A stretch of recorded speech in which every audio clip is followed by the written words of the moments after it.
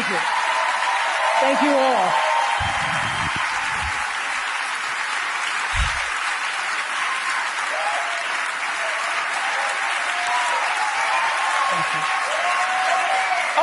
Okay. Thank you, Reese. In 1964, I was a little girl sitting on the linoleum floor of my mother's house in Milwaukee, watching Anne Bancroft present the Oscar for Best Actor at the 36th Academy Awards. She opened the envelope and said 5 words that literally made history. The winner is Sidney Poitier. Up to the stage came the most elegant man I had ever seen. I remember his tie was white, and of course his skin was black, and I'd never seen a black man being celebrated like that.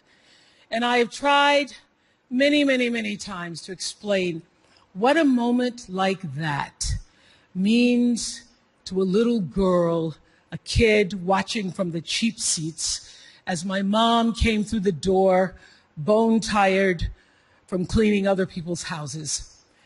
But all I can do is quote and say that the explanation in Sidney's performance in Lilies of the Field, amen, amen, amen, amen.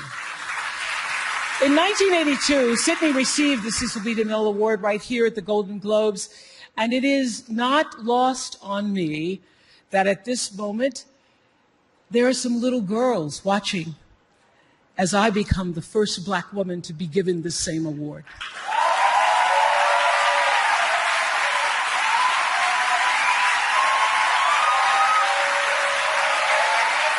It is an honor. It is an honor, and it is a privilege to share the evening with all of them, and also with the incredible men and women who've inspired me, who've challenged me, who've sustained me, and made my journey to this stage possible. Dennis Swanson, who took a chance on me for AM Chicago. Quincy Jones, who saw me on that show and said to Steven Spielberg, yes, she is Sophia in The Color Purple.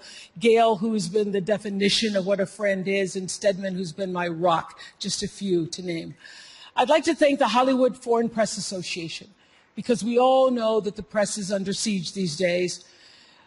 But we also know that it is the insatiable dedication to uncovering the absolute truth that keeps us from turning a blind eye to corruption and to injustice,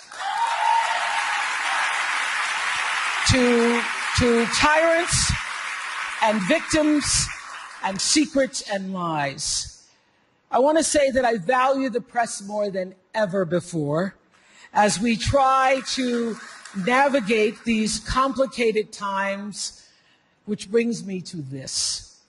What I know for sure is that speaking your truth is the most powerful tool we all have.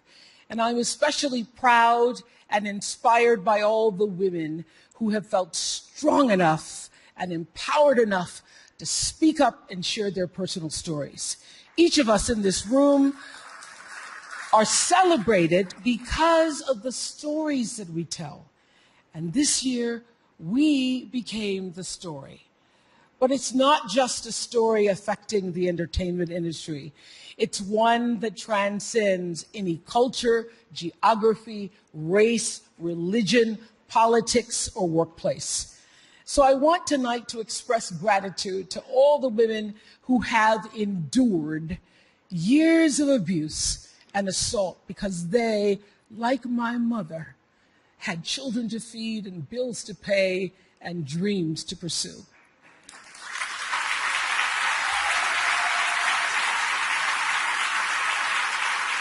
They're the women whose names we'll never know.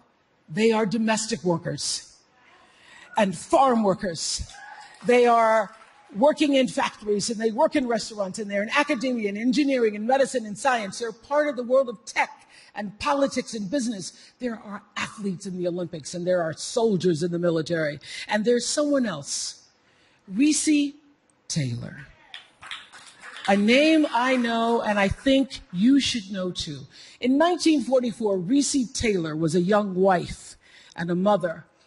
She was just walking home from a church service she'd attended in Abbeville, Alabama, when she was abducted by 6 armed white men, raped and left blindfolded by the side of the road, coming home from church. They threatened to kill her if she ever told anyone. But her story was reported to the NAACP, where a young worker by the name of Rosa Parks became the lead investigator on her case. And together, they sought justice. But justice wasn't an option in the era of Jim Crow. The men who tried to destroy her were never persecuted. Reese Taylor died 10 days ago, just shy of her 98th birthday. She lived, as we all have lived, too many years in a culture broken by brutally powerful men. For too long, women have not been heard or believed if they dared to speak their truth to the power of those men. But their time is up.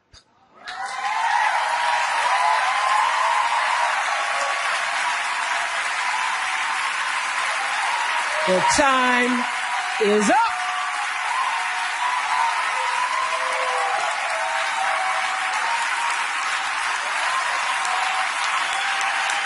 Their time is up. And I just hope that Reese Taylor died knowing that her truth, like the truth of so many other women who were tormented in those years, and even now tormented, goes marching on. It was somewhere in Rosa Parks' heart almost 11 years later when she made the decision to stay seated on that bus in Montgomery. And it's here with every woman who chooses to say, "Me too." And every man who chooses to listen.